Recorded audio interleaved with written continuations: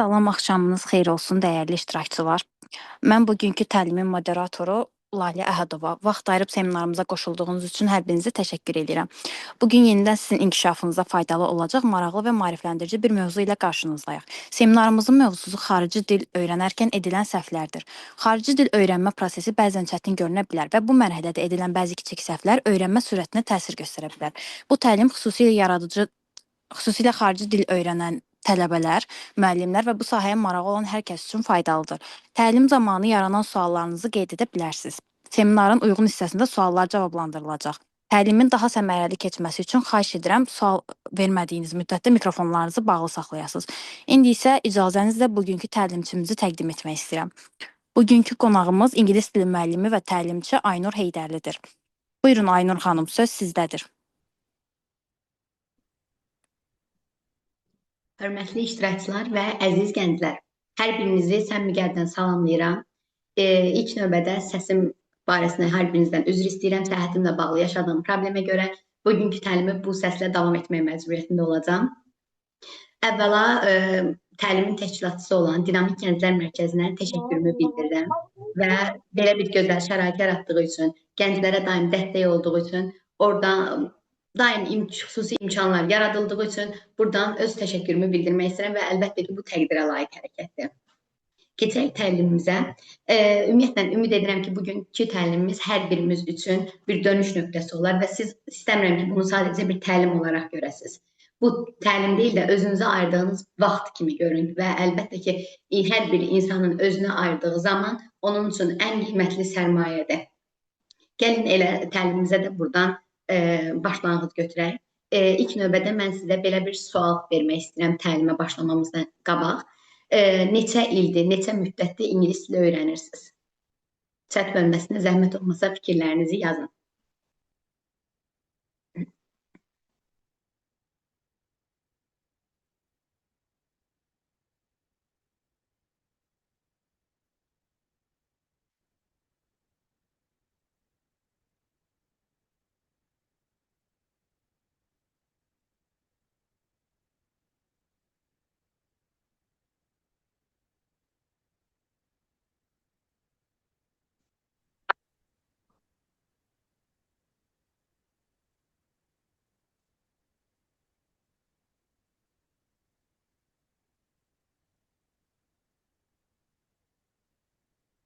Əlbəttə ki, hər birinizin fikirləri mənim üçün maraqlıdır. Hal-hazırda sizin yazdığınız fikirləri oxuyuram.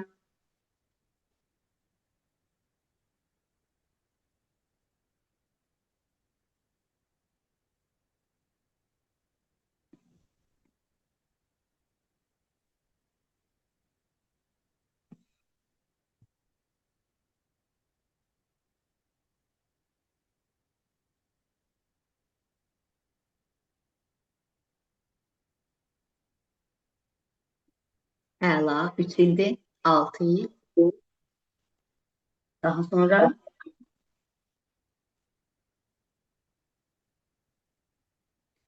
4-cü il, 1 il. Bəli, biz demək olar ki, məktəb vaxtlarından xarici dil öyrənirik və əlbəttə ki, bu xarici dili öyrənməyi biz sadəcə bir fən olaraq görmüşük. İndi isə sualım sizə budur. Siz əgər qarşınızda bir əcnəbi rast gəlsəniz, hər hansı bir turist və o sizə ingilis dilində öz fikrini ifadə eləsə, onu başa düşüb həmin anda onun sualını cavablandıra bilərsinizmi?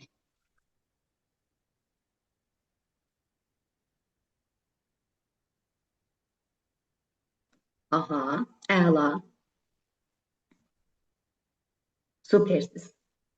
Aha, deməli məncə yox cavabı var və həm məncə yox cavabının əsas bu cavab nədən irəli gəlir, nədən qaynaqlanır? Bunun səbəblərinə baxsaq, sizcə problem hardadır? Utanmaqdamı, qrammatika zəifliyindəmi və yaxud da deyə bilərik ki, söz bazasının azlığı. Sizcə, siz nəyə görə? Bəli, cavabından başqa digər bütün variantlar bilmirəm, ola bilər, şübhəli, bu kimi variantların hər biri əlbəttə ki, biz bunu bir xeyir olaraq, bir böyük problem olaraq götürürük ki, biz əgər öz dilimizdən şübhə duyuruqsa, bu zaman biz nədə əsas problem? Çəkinməkdə yazılan var, bəli, utanmaq. söz bazasının az olması. Bu problemlərin əsas qaynaqlanma səbəbi biz təlimimizdə də xarici dili öyrənərkən başlığında edilən səhvlərdə də hamısına rast gələcəyik, hamısını öyrənəcəyik. Elə gəlin ilk slaydımızdan da başlayaq. Biz niyə dili öyrənə bilmirik?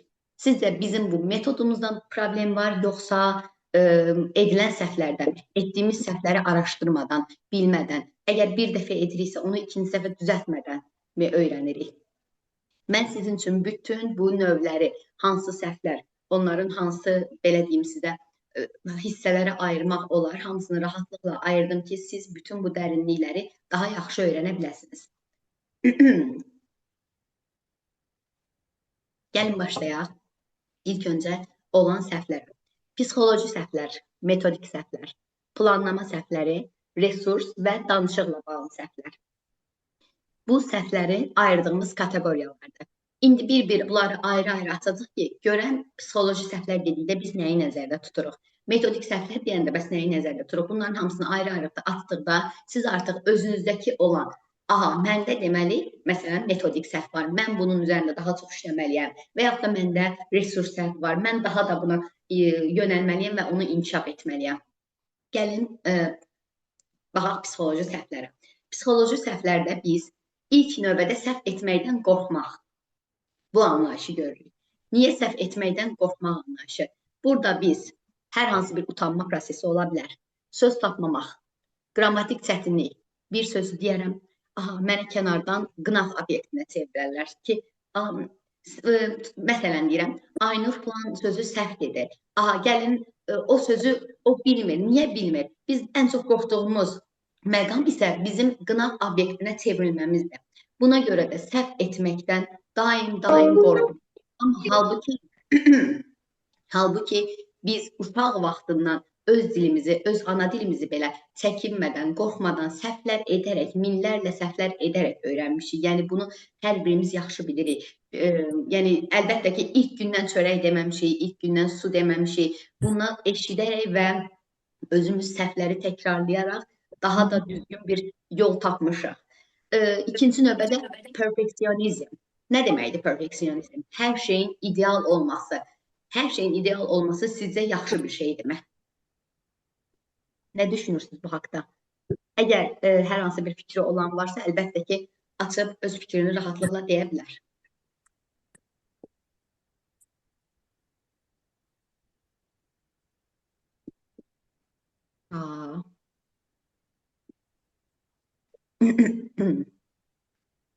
Əlbəttə ki, xeyr. Hər şeyin ideal olması. Biz bunu, sizə çox sadə bir nümunə gətirəcəm. Məktəb vaxtlarından rastlaşırıq bu problemlə. Müəllimə, qoy biraz da təkrarlayayım, müəllimə, biraz da oxuyum, biraz da yaxşılaşdırım, gələcəm, çıxacam növkə.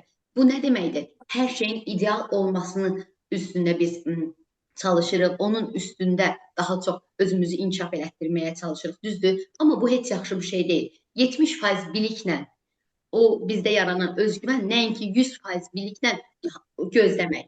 Bu heç yaxşı bir şey deyil. 100% biliklə kənarda qalıb gözləyəsiniz. 70% biliklə irəli sürülən, daim özgüvən olan o hissə var, hər daim sizi inkişafa sürükləyəcək, inkişafa aparacaq ki, siz o 70%-i biraz da artırmaq istəyəcəksiniz. Buna da deyilir ki, perfeksionizm tuzağı, yəni ki, tələsi nə mənada? Siz hər zaman perfekt olmağa çalışmırsınız, hər zaman siz hər şey mükəmməl ola bilmərsiniz. Nativlər belə bəzən səhvlər eləyə bilir və bu hamı üçün normal bir şeydir. Yəni, tam hazır, qoy nitqimi tam hazırlayayım, tam bunu bitirim. Bu kimi psixoloji yanlış psixologiyadır. Daha sonra dördüncü məqam isə özünü başqaları ilə müqayisə etmək. Bəli, bu da ən böyük problemlərdən biridir. Özünü başqaları ilə müqayisə etmək. Sosial şəbəkədə gəzirik. Əlbəttə ki, sosial şəbəkənin min bir hali, yəni ki, biz orada hər şeyi açıq nə paylaşmırıq, nə də hər şeyi açıq bir şəkildə görmürük. Bir video çıxır qarşımızda ki, hansı ki, bu yaxınlarda tələbələrimin başına gəldi həmin bir hadisə. Yəni, anonim bir şəkildə mən oradakı situasiyanı sizə danışacağam. Tələbəm yaxınlaşıb ki, müəllimə, baxın, nə gözəl danışır, əsl native kimi, amma mən danışa bilmirəm. Aha, deyirəm, bəs problem nədir? Niyə danışa bilmirsən? Aha, müəllimə, Bilmirəm. Mən 3 aydır başlamışam hazırlığa. Deyirəm, bəs səncə o neçə aydır başlayıbdı? Bilmirəm, neçə aydır başlayıbdı? 5 ildir. Həmin insan 5 ildir hazırlığa gedir. 5 ildir kurslar, kitablar, resurslar və sizcə də normal deyilmi 5 ildə hazırlaşan insanın elə bir native speakingə sahib olması? Əlbəttə ki, normaldır. Və biz bunlarla heç vaxt özümüzü müqayisə etməməliyik. Yəni 3 aylıq bazamıza görə əgər müqayisə etmək istəyirsinizsə, əgər özünüzü dünəninizlə müqayisə edin. Mən dünənki yenə öz üzərimdən məsəl verəcəm. Dünənki Aynur dünənləri bu məlumatı bilmirdi, bu informasiyanı bilmirdi. Bu istər xarici dil baxımından ola bilər, istər dünya görüşü, hər sahə. Bu bilmirdim, amma bugün bilirəm. Görən sabahki Aynur nələr öyrənəcək. Müqayisəni yalnız və yalnız özünüzlə aparın. Bu zaman siz hər daim irəli gedəcəksiniz, hər daim inkişaf edəcəksiniz və səhv etmək zəiflik deyil, bir inkişaf göstərgəsidir. Yəni siz düşünməyin ki, bu mən səhv etdim, aha, heç nə alınmadı, mən səhvəm, məndə bundan sonra heç nə alınmayacaq. Padarka verib şaxta baba uşaqlara. Mən daim problemlərlə üzləşəcəm. Bu elə demək deyil. Aha, indi gələk 4-cü məqama motivasiyanın tez düşməsi. Burada kim motivasiyası tez düşənlərdəndir? Həmən an artıq motivasiyanı gözləyib nəyisə etməyə gözləyirsən ki, motivasiyam qalxsın, motivasiyam öz yerinə gəlsin və mən həmin işə başlayım.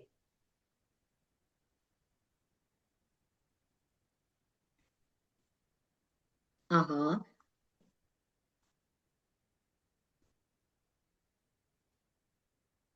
Demək olar ki, çox insan nəyisə etmək üçün bu xarici dil öyrənmək olsun, bu istənilən bir hərəki fəaliyyət olsun, hamısı üçün motivasiya gözləyir, motivasiya gəlsin, motivasiyam yoxdur, o his məndə yoxdur, mən başlaya bilmərəm, hal-hazırda mən onu eləyə bilmərəm. Bəli, motivasiya problemi. Motivasiya problemi, ümumiyyətlə motivasiya hərəkətdən asılıdır. Siz heç vaxt hərəkəti motivasiyadan asılı hala salmayın. Motivasiya gəlsəydi öyrənərdim deməyin. O hərəkəti eləyin. İnanın ki, ingilis dilinə tutaq ki, başlayırsınız və mən bugün nə olursa olsun, o ingilis dilinə başlayacağam. 3 söz, bildiyiniz 3 sözü açın, oxuyun, öyrənin və onun öyrənmə qaydasını da artıq növbəti slaytlarda vurğulayacağım. Öyrənin və görəcəksiniz ki, siz o hərəkətlə necə öz motivasiyanızı inkişaf elətdirirsiniz, necə öz motivasiyanızı qaldırırsınız ki, artıq mən bunu bacardım və sabahları mən daha artığını bacarmalıyam ki, daha yaxşı inkişaf edeyim, düzdür?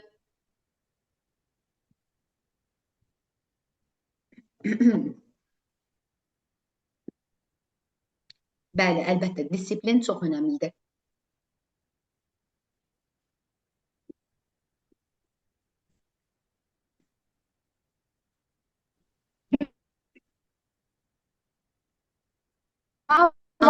Vermək olar.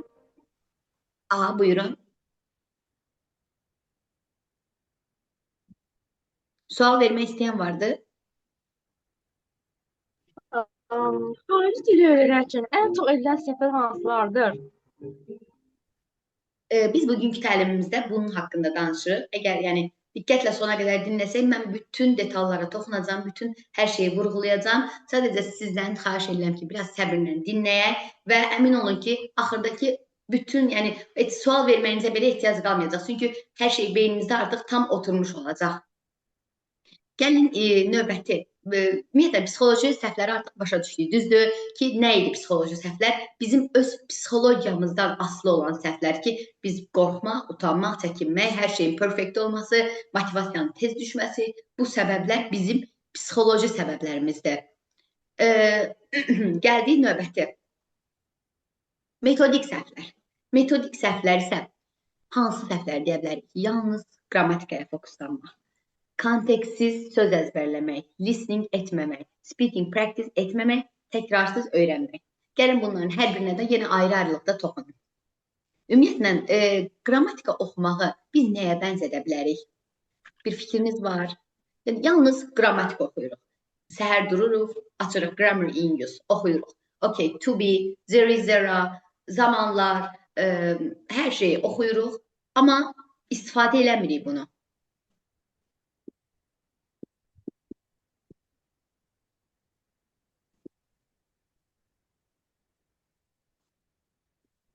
Bunu bir növ sanki maşın kursuna gedirsiniz və bütün qaydaları bilirsiniz. Çünki o artıq siz əvvəla maşın kursuna aid o kitab var ki, dərsliyi var ki, onu bitirmisiniz. Və bütün qaydaları, yol qaydaları, hansı ki maşın təliminə aid bütün qaydaları bilirsiniz, amma praktikaya qalanda siz maşın sürə bilmirsiniz. Amma sizə də əsas maşın sürmək lazımdır. Yəni sizə də əsas onu idarə etmək, o yolda onu praktika etmək, düzdür? Bizə yalnız qrammatikaya fokuslanmağa ehtiyac yoxdur. Bütün qrammatik qaydaları bilə bilərsiniz. Amma bütün qrammatik qaydaları istifadə etməliyik danışığımızda ki, əsl native kimi səslənən yox. Zaten native speakerlər əmin olun ki, ən simple language seçir, ən simple dildə danışırlar. Çünki səbəb nədir? Özümüzü götürək. Biz Azərbaycan dilinin native speakerlarıyıq, öz danışanlarıyıq, düzdür? Bizdən tələb olunurmu ki, hər hansı bir lüğətin, çətin bir arxaizm lüğətinin içindən çətin bir sözü gündəlik həyatımızda istifadə edək. Bunu istifadə eləmirik, əlbəttə. Çünki biz yalnız asan sözlər, asan cümlə quruluşları və yaxud da 2-3 cümlədən ibarət özümüzü ifadə etmə şəkli bizdən bu tələb olunur. Yəni, həmçinin də qrammatika oxumaq qədər bir növ siz öz practice-ində də, speaking-də də daha çox önəm verməlisiniz. Gəldi növbəti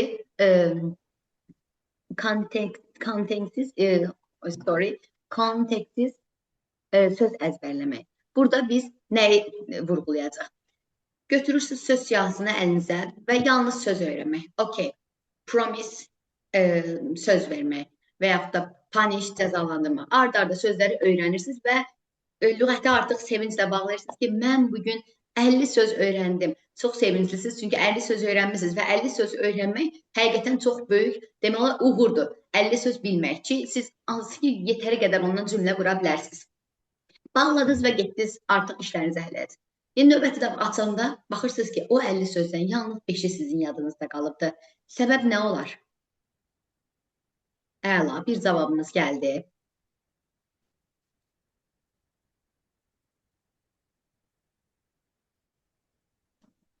Bəli, düzdür. Əzbərçilik etmək, yalnız onları əzbərləmək, daha sonra tətbiq etməmək.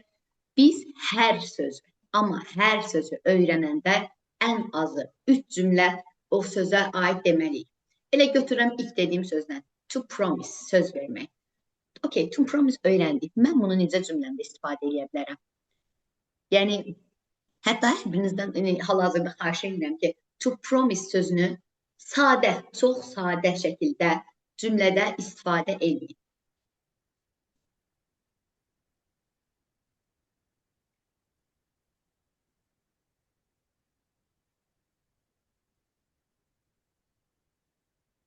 Əlbəttə ki, Kamran bəy, siz düz dediniz, düzgün vurğuladınız. Birinci sözü öyrənərkən biz onu öz standart cümlələrimizdə istifadə edirik. Daha sonra isə real həyata bir növ o sözü hazır edirik. Öz beynimizdə artıq o sözü yerləşir. Bir söz görür ki, siz istifadə, beyin ümumiyyətlə bilirsiniz necə bir aparatdır. Görür ki, istifadə eləmirsiniz bunu. Artıq atır onu istifadə olunmayanlar hissəsinə və that's why we just forgot it. Okay? Bir cümləmiz gəldi. I promise my dad to be successful in my life. Great. Good job. Və yaxud da I promise I will call you. Yəni, burada bu cümləni dediyim bəyində məqsəd sadəcə bir sözü dəfələrlə cümlədə işlətmək və sizin bu kommentariyalarda, chat bölməsində gördüyünüz o sözlər, o cümlələr var. Bu artıq sizin o qədər gördüyünüz ki, beyninizdə bir hissədə qaldı. Yeah, great, I will study hard. Beyninizdə bir hissədə qaldı ki, okay, promise söz verməkdir. Görün necə faydalı metoddur, görün necə düzgün bir metoddur belə öyrənmək. Listening etməmək. Gəlin listening etməməyə biraz baxaq. Listeningi nəyə bənzədirik? İlk, deməli, uşaq danışa bilmir, yaza bilmir. Əlbəttə ki, heç bir artıq onda listening, speaking, heç bir bazar formalaşmır. İlk öncə öz valideynlərini, ətraf mühitini dinləyir. Dinləyir ki, oradan yetəri qədər sözlər, yetəri qədər cümlələr yığa bilsin ki, o artıq utanmadan, çəkinmədən, sizdən də istəyim odur ki, öyrənərkən əsl uşaq kimi öyrənin. Utanmadan, çəkinmədən, hər hansı bir kompleks eləmədən ki, o sözü deyin, eyb yoxdur, səhv deyəcəksiniz, gələn dəfə düzəldəcəksiniz. Bir dəfə, iki dəfə, üç dəfə, bunlar hamısı bir növbəti dəfələrdə düzələn proseslərdir ki, mən öz tələbəlik, abituriyentlik vaxtımı xatırlayıram. Məsələn, bıçaq sözünə knife deyirdim. Bir dəfə dedim knife, iki dəfə dedim knife, üçüncü dəfə dedim ki, mən nəyisə yanlış deyirəm. Bu knife deyil. Və mən araşdırdım, gördüm ki, bu sözdə k tələffüz olunmur, knife olaraq tələffüz olunur. Və bu mənim beynimdə araşdırdığım üçün rahatlıqla iz buraxdı ki, okey, bıçaq knife'dır. Düzdür. Və listening zamanı biz artıq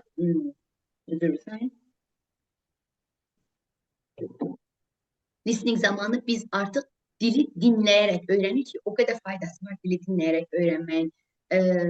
Speaking qədər listeningin də önəmləri çox. Okey. Cümlələrimiz gəlir. Əla.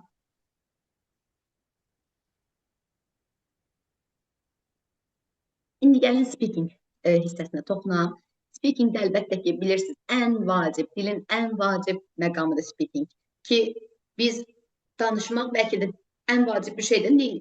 Əslində native kimi hər zaman danışmağa, hər zaman sözləri istifadə eləməyə cəhd göstəririk. Düzdür? Amma siz əgər öyrəndiyiniz sözləri istifadə etməsəniz, o beyninizdən silinəcək və siz onu speakingdə heç vaxt xatırlaya bilməyəcəksiniz ki, bizim başlıca problemimiz nə idi? İlk öncə dediyimiz şey, sözlər beynimizdən itir. Niyə itir? Sözləri düzgün öyrənmirik. Və bir solution qoyduq burada, bir həll qoyduq artıq biz ki, sözlər beynimizdən niyə itir? Çünki biz sözləri düzgün öyrənmirik. Düzdür? Təkrarsız öyrənməyə isə toxunanda, bir neçə burada gördüm, komment olaraq vurgulamışdılar ki, təkrar etmirik.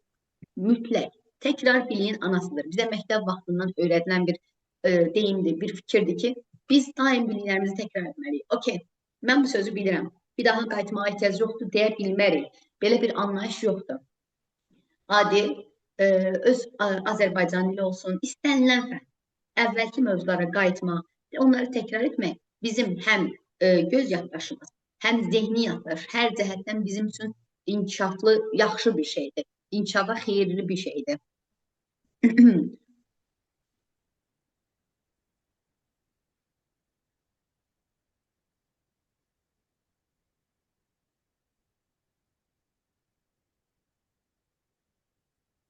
Aha, bir nəfər motivasiya haqqında yenə bir rəy bildiribdi və motivasiya haqqında əvvəlki, hansı ki biz motivasiyanı nəyə vurğuluyorduk? Psixoloji səhvlərə vurğuluyorduk və psixoloji səhvlərdə də biz bunun haqqında xeyli danışdıq ki, niyə motivasiyamız düşür, motivasiya nədən irəli gəlir? Hal-hazırda təlimin vaxtından getməsin və mənim sizə ötürəcəyim o qədər informasiya var ki, ona görə mən yenidən qayıda bilmirəm, amma mütləq şəkildə bu əlbəttə ki, rekorda alınır, YouTube-da paylaşılacaq. Gedib mütləq oradan izləyərsiniz və əminəm ki, o həmin video sizin üçün çox faydalı olacaq. Metodik səhvlərdə başa düşdüyümüzə görə, hər şey aydın olduğuna görə bir öyrəndik psixoloji səhvlər, hansı ki bizim psixologiyamızdan asılıdır, bir də metodik səhvlər. Bu qrammatika, speaking, listening, söz öyrənmə, bu kimi faktorlardan asılıdır. Gəlin hələ növbəti səhv o hissəyə baxaq görək hələ ki, biz başqa nədə səhv eləyirik? Planlama səhvi. Bəli, gəlin biraz planlamadan danışaq. Sizə bir növbəti sual. İngilis dilini öyrənmək sizcə, yox, belə deyim, İngilis dilini öyrənmək istəyirəm. Bu məqsəddirmi, yoxsa arzudur? Nə düşünürsünüz?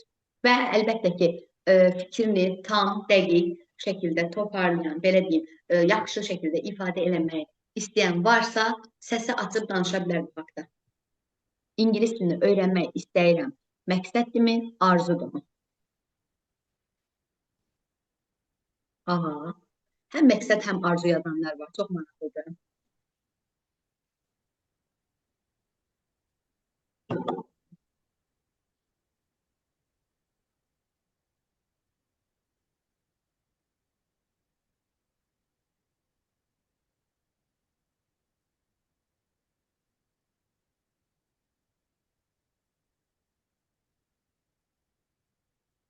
arada fasilələr verib sizin həm rəylərinizi oxuyuram, həm də öz səsimə fasilə verirəm ki, biraz dincəlim, rahat danışa bilim.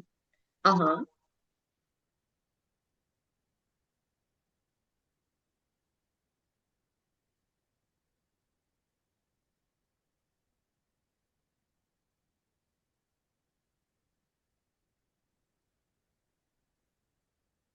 əla.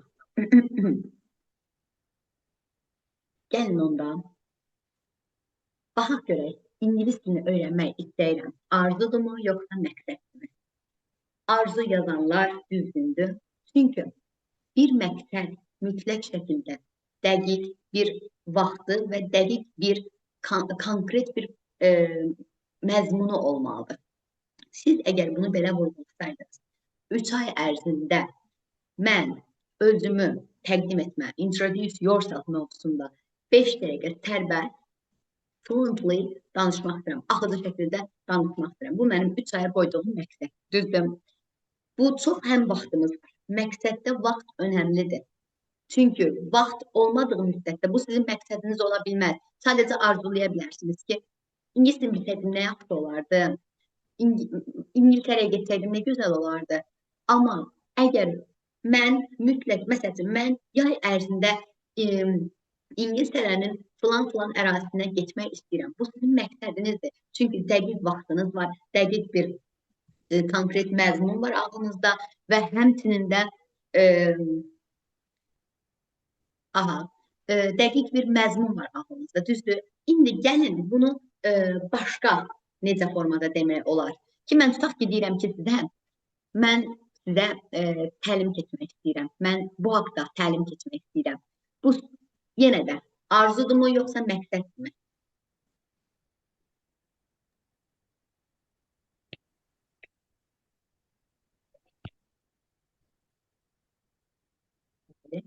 Düzdür.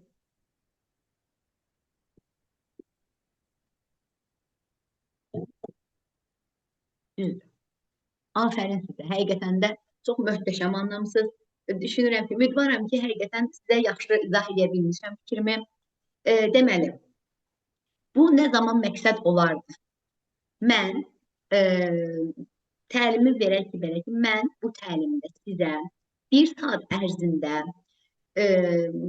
planlama səhvləri, daha sonra metodik səhvlər, daha sonra psixoloji səhvlər və s. İlaxır. Bu səhvlər üzərində sizə öz fikirlərimi görüşmək istəyirəm. Görün, həm vaxtım var, həm dəqiq mənim bilirəm artıq hansı mövzuda daha çox inkişaf eləmək istəyirəm, inkişaf elətdirmək istəyirəm. Düzdür. Bu sadəcə arzu olsaydı, okey, mən təlim keçmək istəyirəm. Bu, əlbəttə ki, sadəcə bir arzudur. Nə bir vaxt yox, nə bir məqsəd yox, heç nə bir dəqiq, konkret bir fikir yox. Sadəcə keçmək istəyirəm. Keçmək istəyirəmlə biz məqsədi bir tuta bilmərik. Okay? Daha sonra planlama səhvlərindən biz gəlirik sistemli olmaq. Çox önəmli bir şeydir sistemli olmaq. Ən önəmli faktorlardan sistemli olmaq. Buna səbəb. Siz tutaq ki, hər gün, bir gün öyrəndiniz 2 saat ingilisdir. Çox çalışdınız, açdınız kitabı, oradan hər bir materialdan istifadə elədiniz, yararlandınız. Amma 5-6 gün kitabın üzünə baxmadınız. Heç kitab yanınızda düşmədi ki, bugün mən ingilis dili öyrənməliydim. Bu sizin üçün əlbəttə ki, çox faydasız, çox belə deyim, səmərəsiz bir öyrənim metodu olacaq.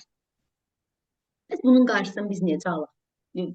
Həm çox oxumaq istəyirik, həm düzgün vaxt ayırmaq istəyirik, sistemli olmaq istəyirik. Bunu necə həll edə bilərik? Həll yolları olan var.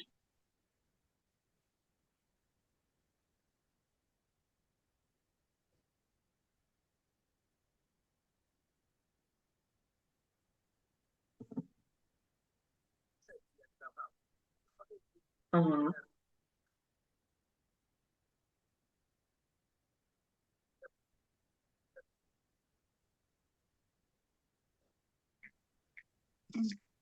Gəlin buna bir həll edək. Salam müəllimə. Salam. Mən bayaqdandır qoşula bilmirdim. Gəlin buna bir həll yolu baxaq. Yaxşı elədin. Dinləyə bilirsən hal-hazırda məni? Bəli, müəllimə. Okay. Gəlin onda davam eləyək. Deməli, biz buna necə bir həll tapa bilərik? Sualımızı təkrarlayıram yenə də. Bir gün 2 saat oxuduq. 5-6 gün yenə kitab dəftər üzrə baxmadıq. Yəni ki, heç bir şey oxumadıq, eləmədik və bu bizdə sistem pozuldu. Bu sistemi yenidən necə qaytara bilərik ki, bu bizim üçün həm səmərəli olsun, həm maraqlı olsun, həm də belə deyim, əyləncəli olsun. Çünki həm də dil öyrənərkən biz bunu əyləncəli yolla öyrənə bilərik, düzdür?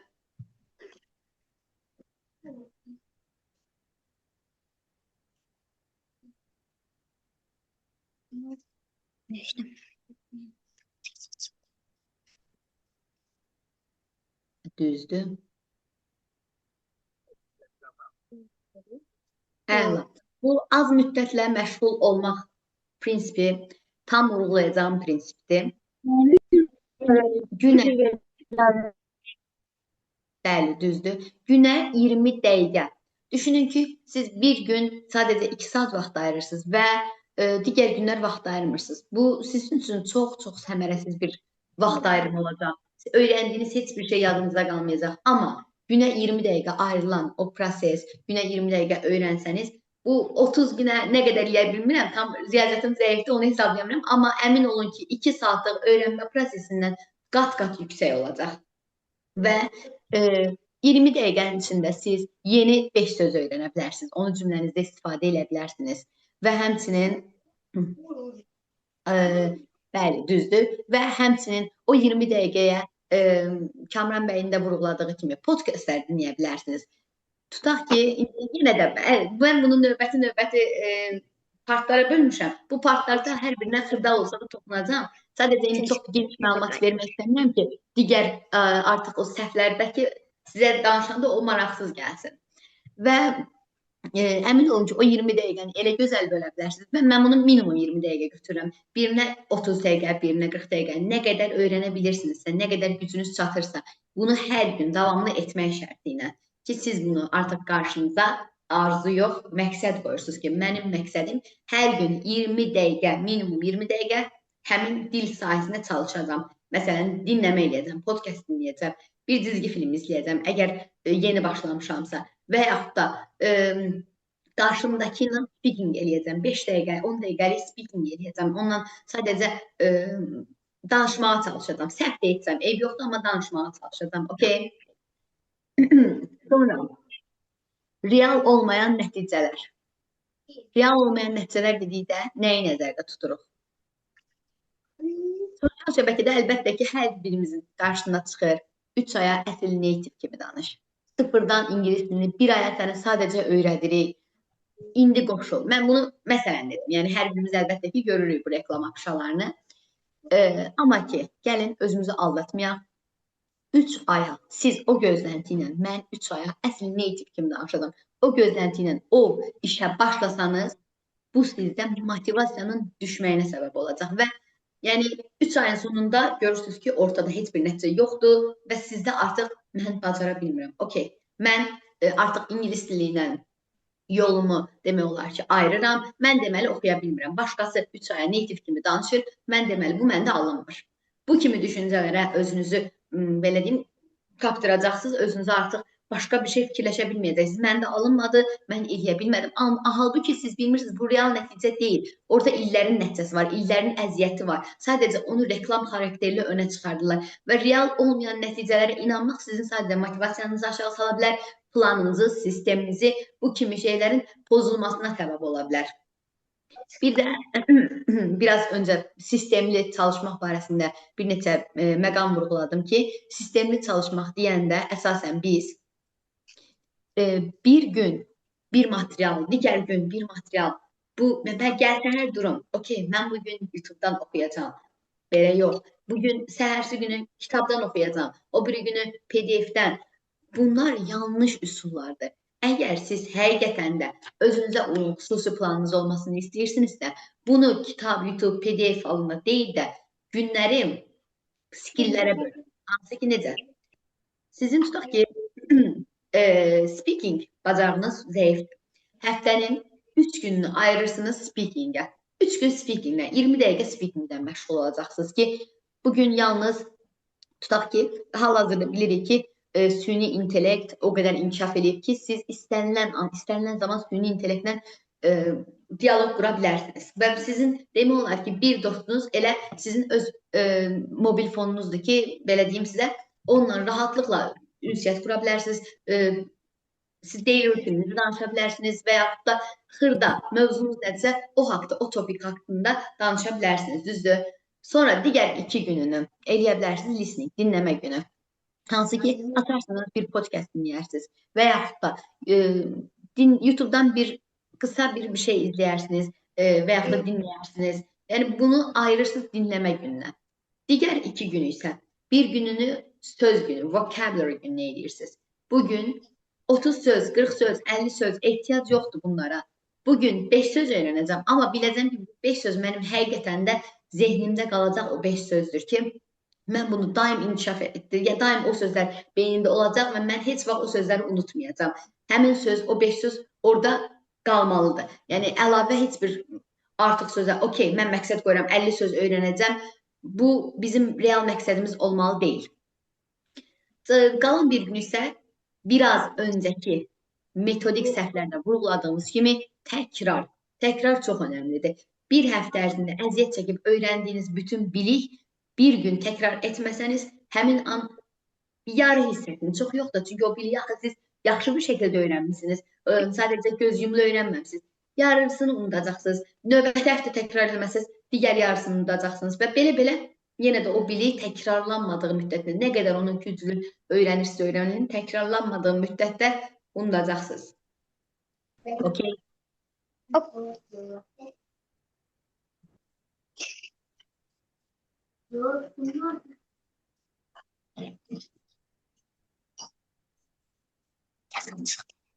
Aha, gəlin baxaq növbəti hissəyə. Resurs səhvləri. Əslində biz düşünürük ki, bizim materialımız çox azdır. Biz material tapmalıyıq, həmişə material axtarmalıyıq. Əlimizdə daha çox material olmalıdır, daha çox kitab. Bunun içində qəşəng materiallar var. Mən bunu almalıyam, əldə etməliyəm. Amma o qədər yanlış metoddur ki bu. Siz əsasən problem materialın azlığında yox, materialın çoxluğundadır.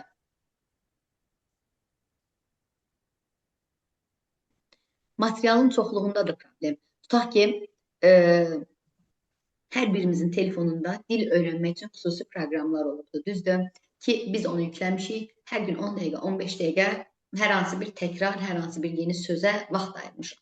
Və o proqramlardan neçə də olsa sizin telefonda ki, siz əlbəttə artıq ağlınızı itirərsiniz, bilmərsiniz ki, hansı proqramda nə öyrənmişdim, hansı resursdan nə əldə etmişdim. Bir növ sizin sisteminiz, planınız, metodikanız, hər bir şey bir-birinə qarışar.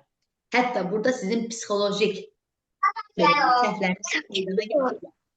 Amma daha sonra biz burada bir resursa, yalnız bir resursa fokuslanmalıyıq. Tutaq ki, vocabulary in use, just we use. Biz ancaq onu istifadə etməliyik, ancaq onun içindəki materiala odaqlanmalıyıq, fokuslanmalıyıq, həmçinin sözlərdir. Əminəm ki, yəni hal-hazırdakı kitablar o qədər yaxşı quruluşa malikdir ki, siz hər şeyi əldə edə bilərsiniz. Bir kitabdan istənilən növ informasiyanı əldə edə bilərsiniz. Yetinmədinizsə, okey, araşdıra bilərsiniz. Amma 3-4 kitab, bugün bu qalınlıqda kitablarla mən məşğul olacağım anlayışı sizi geriyə sala bilər ki, nəinki siz inkişaf edə bilərsiniz. Növbəti faktorumuz isə səviyyəyə uyğun olmayan materiallar. Biz bilirik ki, bu nə qədər motivasiyanı aşağı salan bir faktordur. Əgər siz A2 levelsiz sizə tutaq ki deyirəm, sizə verilən B2, C1 levelində olan kitablar, siz artıq heç də anlamayacaqsınız. Bu nə çətindir, mən heç nəyi bilmirəm kafasına girəcəksiniz və bu da o qədər sizdə özgüvən aşağı salacaq ki, hər kəs yaza bilir, mən eləyə bilmirəm. Deməli, problem məndədir.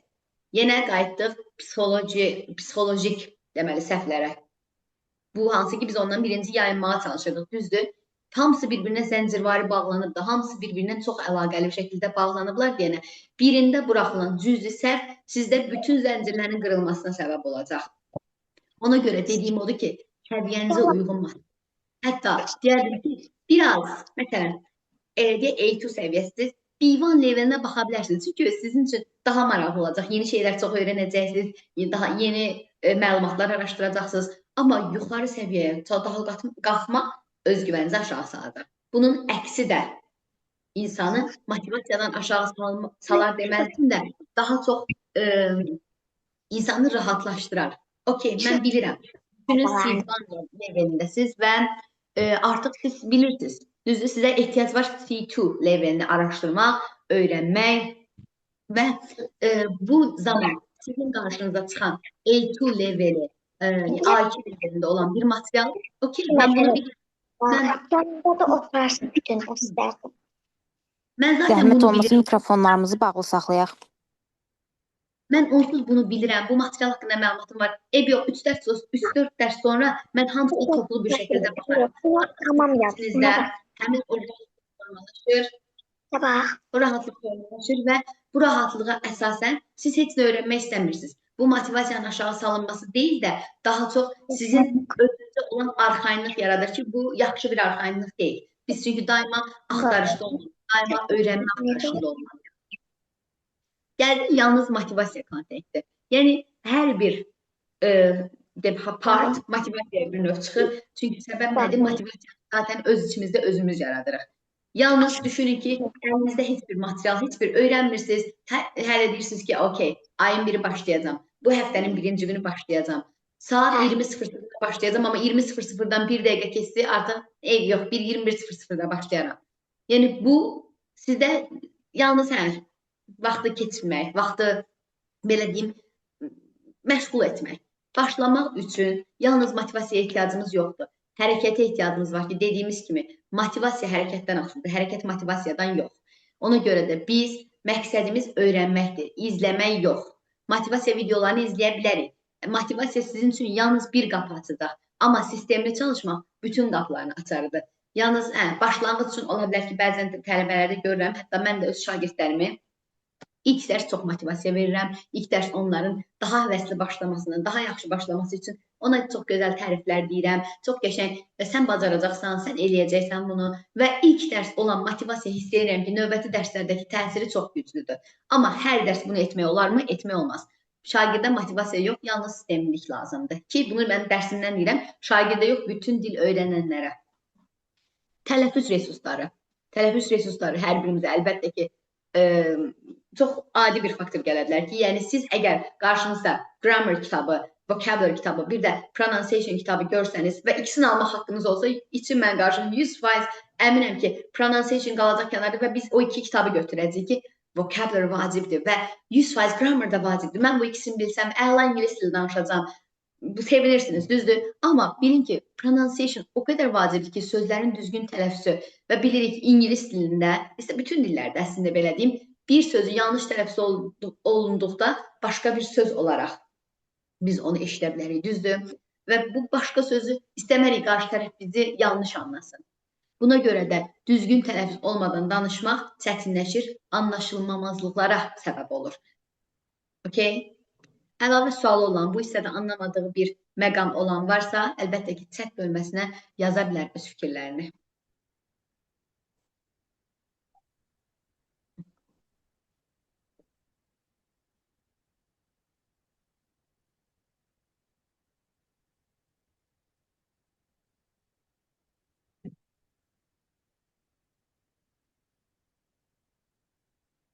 Bəli.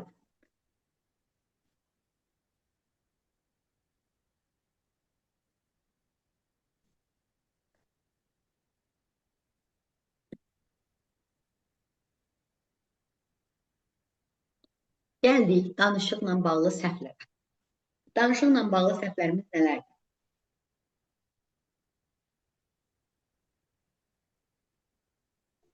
Hər kəsin əlbəttə ki, bu yaralı yerdə. Əminəm ki, buna qrammatika əla, söz bazası əla, pronunciation belə əla, amma danışığa cəhd göstərmək. Buradan ana dilində düşünüb tərcümə etmək. İlk öyrənənlərin bəlkə də etdiyi ən çox səhvlərdir ki, mən demək olar hamısında bu səhvləri, bu problemləri görürəm. Başlayırlar ilk öncə Azərbaycan dili beynində cümlənin strukturunu oturtmağa Məsələn, mən məktəbə gedirəm. Bunu ingiliscə necə demək olar? Hə, bu belə bir şəkildə deyim. Bu yanlışdır. Bunu beynində translate eləmək əvəzinə vaxt qazanmaq üçün okay, bu kimi ifadələr sizin danışığınızı o qədər kobud götür. İlk başlarda əlbəttə ki, bu normaldır. Çünki siz yeni öyrənənsiniz. Amma növbəti zamanlarda bunu etmək istər xarici dil danışarkən, istər öz dilimizdə olsun, kobud səslənir. Buna görə biz hansı ifadələri istifadə edə bilərik? Gəlin onlardan biraz danışaq.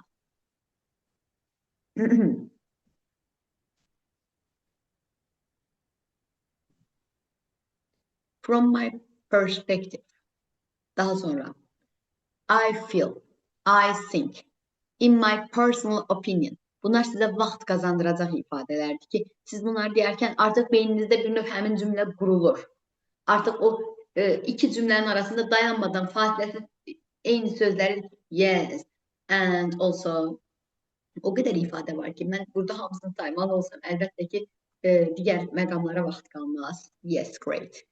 Sonra gəldik sadə cümlələr qurmaqdan çəkinmək. Yenə biz əlbəttə ki, danışdıq bu haqda ki, hansı ki, sadə cümlələr qurmaq. Düşünürsünüz ki, okay, native-lər uzun, çətin, strukturu çox çətin, sözlər çox çətin cümlələr qurur. Biz mütləq şəkildə bu cümlələri qurmalıyıq ki, əsl native kimi danışaq. Yanlış fikirdir. Onlar belə özü o qədər sadə.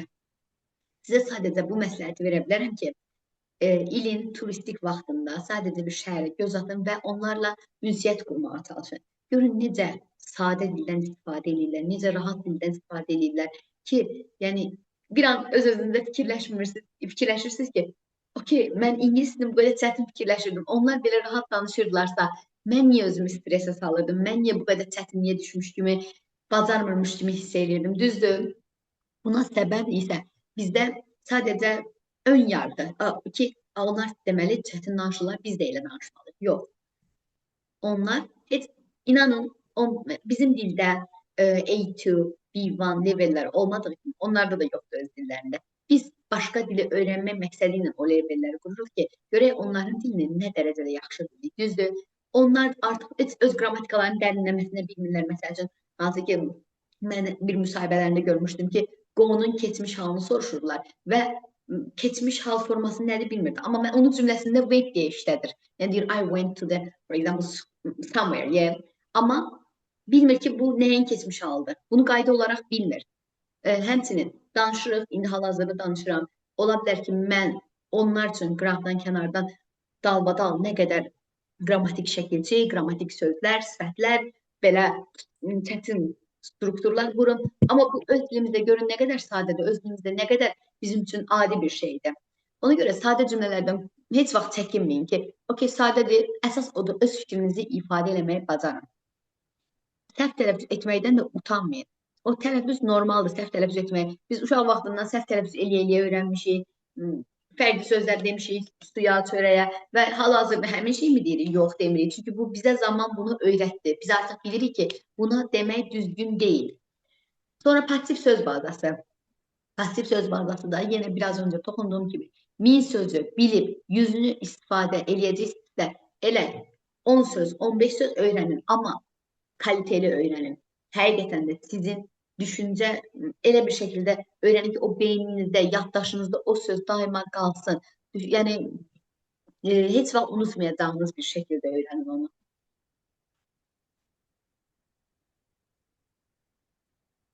İndi sizə maraqlı bir sualım var. Düşünün ki, elə bir dünyadasınız, elə bir məkandasınız ki, heç kim sizi danışığınıza görə mühakimə eləmir. Heç kim sizə heç bir şey demir. Bu ayıbdır, bu gülməlidir, bu sözü nə qəribə dedim falan kimisindən bir fikirlər yoxdur ortada. Və siz o an ingilis dilində danışa bilərdinizmi?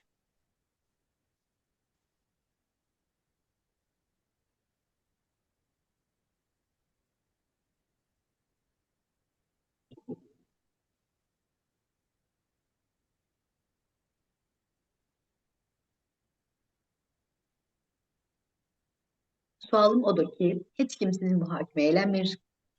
Sadə dildə danışmaq əlbəttə ki, ayıb bir şey deyil. Heç kim sizə demir ki, bu sözü səhv dedin sən, və yaxud da hələ bunun pronunciationına bax, hələ bunun söz bazasına bax. Heç kim sizə gülmür və siz bu zaman heç kimin sizi mühakimə etmədiyi bir dünyada ingiliscə danışa bilərdinizmi?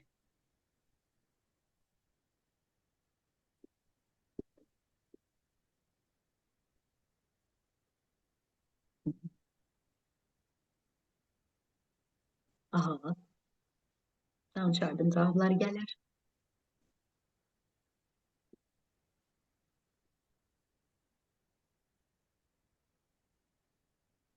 Bəli, düzdür.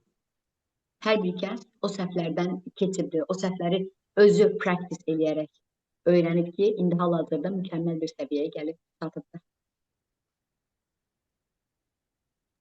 Müəllimə, Bəli, dərs neçə saat olacaq? təlimimiz hələ davam edir. Aha, deməli, deyirsiniz ki, biz danışardıq. Düzdür. Deməli, problem sizin dilinizdə yox, problem elə qorxudadır. Siz cəmiyyətin qınağından qorxursunuz ki, okey, mən danışsam mənə sözümə güləcəklər, mənim hər hansı bir səhv tutacaqlar məndə və biz biraz öncə də dedik, ideal olmaq çabası ki, mən hər şeyi düzgün deyim ki, heç kim məndə səhv tutmasın. Bu yanlış bir şeydir. Problem əsasən səhv deməkdə və yaxud da zəkada, yaddaşda, dildə, qabiliyyətdə də deyil. Problem elə bizim qorxumuzda, sistemsizliyimizdə, yanlış anlaşılma hissindədir. Düzdür? Bu bəlkələrdən xilas olsanız, 100% mən sizə arxain eləyirəm ki, əminliklə deyə bilirəm ki, siz bu hissdən qurtulacaqsınız.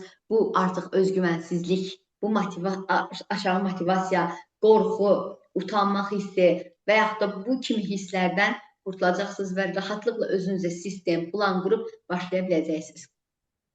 Ki, mənim vurğuladığım kimi problem zəka deyil, qorxudur. Sistemli öyrənmək motivasiyadan önəmlidir və sadə danışmaq ayıb deyil. Düzdür?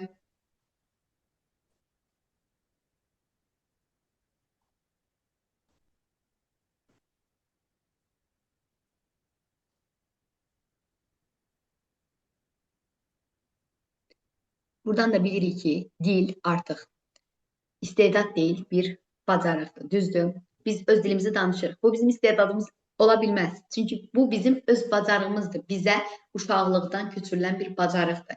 Və biz bu bacarığı inkişaf etdirdiyimiz üçün hal-hazırda belə gözəl nitqimiz var, belə gözəl danışa bilirik. Siz əlbəttə ki, Azərbaycanda anadan olub, gedib hər hansı bir xarici ölkədə yaşasaydınız, bu bacarıq sizdə formalaşmayacaqdır. Çünki niyə? Çünki onu practice eləməmisiniz. Sadəcə, yəni, o bacarığı olması kifayət deyil. Hə, Azərbaycanda oldum, mən Azərbaycan dilini super mənimsəyəcəm, super biləcəm, danışacam demək deyil. Onu practice eləmək, əsl uşaq kimi səhvlərlə, qorxmadan, təkrarlayaraq öyrənmək. Bəs yaxşı, siz niyə özünüzə o uşaq azadlığını vermirsiniz? Uşaq özünə o azadlığı verir, öyrən deyir. Yəni, öz-özünə səhv elə, eyb yoxdur, bir sözü səhv deyil, bir sözü başqa formada deyil. Amma o azadlığı verərəkdən o dili öyrənir. Siz niyə özünüzə o azadlığı vermirsiniz? Düzdür? Siz deməyim, hətta biz deyim, ümumi bu cəmiyyətin problemidir.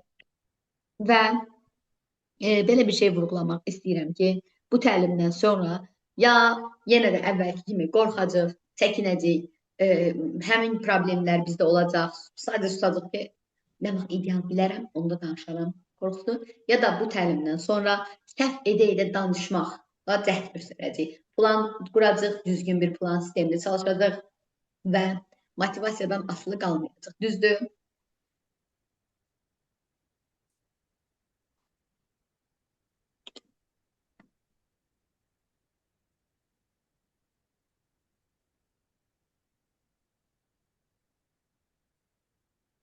Aha, ümidvaram ki, təlimimiz sizin üçün maraqlı oldu. Yeni məlumatlar öyrəndiniz, yeni faktlar öyrəndiniz və sizə təşəkkür edirəm ki, təlimə qoşulduğunuz üçün yox, özünüzə zaman ayırdığınız üçün, özünüzə bu bir saatı özünüzün şəxsi inkişafına ayırdığınız üçün təşəkkür edirəm. Yenə üzrlü hesab edim səsimə görə. Yəni, həqiqətən də istəməzdim ki, bu səslə çıxış eləyim. Amma ki, təəssüflər olsun, bugün baş verən səhət problemi ilə bağlı mən sizlə o qədər həyəcanlıydım, o qədər Mənim üçün maraqlı ki, sizə öz fikirlərimi rahatlıqla bölüşüm. Amma ki, səs tembruma görə, hal-hazırdakı danışa bilmədiyimə görə belə bir problemlər meydana gəldi. Unutmayın ki, yəni səhv eləməkdən qorxmaq lazım deyil. Səhv eləmək sadəcə dili öyrənmək şəklidir, ən güclü inkişaf şəklidir. Təlimimi burada sonlandırıram. Əlavə sualları olan yaza bilər ki, hansı sualları var? Aha, siz də sağ olun. İnşallah hər biriniz həqiqətən də sizə xoş uğurlar, böyük uğurlar ki, gələcəkdə çox istəyərəm ki, bu baryeranı aşasınız və həmin utanmaq hissi çox, yəni tələbələrdə, çox şagirdlərdə, gənclərdə hər bir demək olar ki, dil öyrənməyə çalışan vətəndaşda bu baryer var. 1. Qorxu, 2. Aşağı motivasiya, 3. Utanmaq hissi, daha sonra o baryeranı keçdi. Bəs bunun metodik baryerası var, düzdür? Biz hər mərhələ keçirik. Metodik vəsaitlər, o metodikanın düzgün seçilməsi, o baryera, bütün baryeralar, 5 baryera vardı. Onların hamısını keçib, düzgün şəkildə özünüzü ingilis dilində ifadə etməyinizi hər birinizə arzulayıram. Aha. Müəllimə, Bəli. təlim vaxt olacaq dərs. İnşallah, yəni mən də çox istəyirəm ki, nə vaxtsa yaxın zamanlarda yenə bir təlim eləyim. Amma yenə də əlbəttə ki, bu məndən asılı olmayan bir şeydir. Vaxt ərzində çalışacağam ki, dəyərli informasiyaları sizin üçün toplayım və bunu sizlərlə bölüşüm. Mənə təlim ərzində mən gördüyüm sualları sadəcə demək olar təlimə fokuslanmışdım deyə tam cavab verə bilmirdim. Film tövsiyələri, kitab tövsiyələri istəyən oldu. Mənim öz Instagram səhifəm var ki, siz bunu Dinamik Gənclər Mərkəzinin öz Instagram səhifəsində paylaşılan postda məni də etiketlədiyini görəcəksiniz. Ora girib bütün kitab, film mənbələrini əldə edə bilərsiniz. Hər birini mən highlight hissəsində paylaşmışam və düşünürəm ki, paylaşımlarım sizin üçün faydalı olar. Həmçinin Telegram kanalım var. Telegram kanalında yüzlərlə resurs paylaşmışam. Amma siz çalışın birini istifadə edin, qarışdırmayın. Yəni ki, baxın hansı resurs hər bir kəs üçün asandan çətinə resurslar paylaşmışam. Hansı sizin üçün uyğundur, rahatdır, siz onu daha yaxşı başa düşürsünüz, levelinizə uyğundursa ondan istifadə edə bilərsiniz. Yenə də əlavə bir resurs istəyiniz olsa ki, müəllimə bu kitab hardan tapa bilərəm, əldə edə bilərəm, Instagramdan yaza bilərsiniz. Mən sizin üçün sevə-sevə onu tapıb göndərə bilərəm.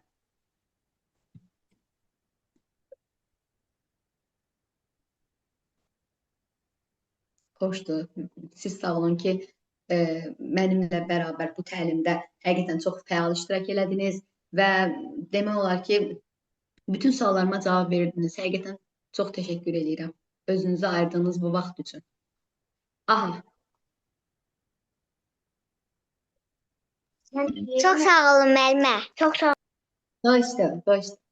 Okey. Düşünürəm ki, hamımız üçün faydalı oldu və inşallah növbəti təlimlərdə, digər təlimlərdə, təkcə mənim təlimimdə yox, Dinamik Gənclər Mərkəzinin keçirdiyi möhtəşəm təlimlər var ki, hər sahə üzrə, xarici dil olsun, kompüter sahəsi olsun və digər sahələr üzrə möhtəşəm təlimləri var. Onlara da qoşulub faydalana bilərsiniz, yararlana bilərsiniz. Bugünlük mən sizlə sağollaşmaq istəyirəm.